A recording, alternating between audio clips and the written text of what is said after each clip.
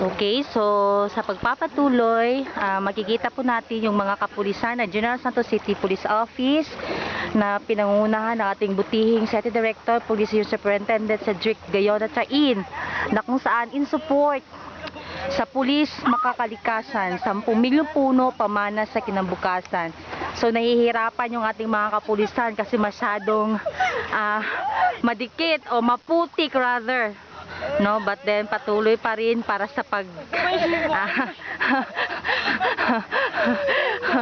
tingnan nyo si PO2 Perez, nahihirapan na. Ang ating butihing CESPO is PO4. Hindi na makaalis-alis sa kanyang kinalalagyan kasi nahihirapan na. Okay. Ipa mo na ipalapit-lapit na lang. Ipalapit-lapitin na lang sa... So kasama rin natin ang puwersa ng GTF at ilan pang mga stakeholders.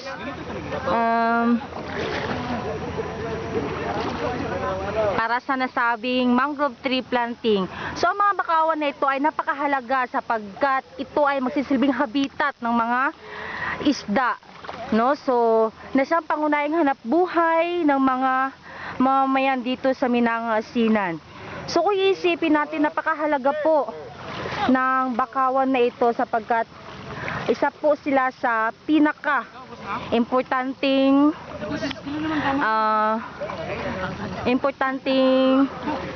activity na gagawin natin.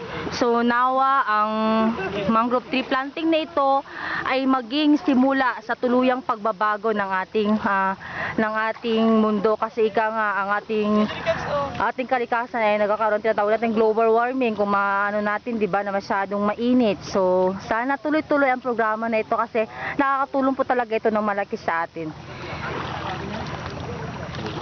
Ano pa? Wala na akong masabi. Ikaw, B, magsalita ka. Wala na akong masabi. Hindi na sila hindi na makaalis. Wala na. Oo. Cats, si Mamo. Sir, ikaw, sir. Magsalita ka, sir. Ha? Okay lang. Yung mga kasama nating GTF, sir, kumusta po kayo? Okay lang.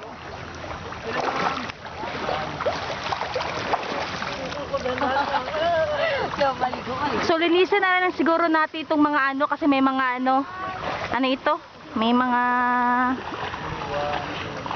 katulad nito. So kawawa naman siya kung hindi natin linisan, 'di ba? So tanggalin na lang natin yung mga nakadikit na mga kwan sa kanya. Okay, saan ka na ba? Hindi ka na makita.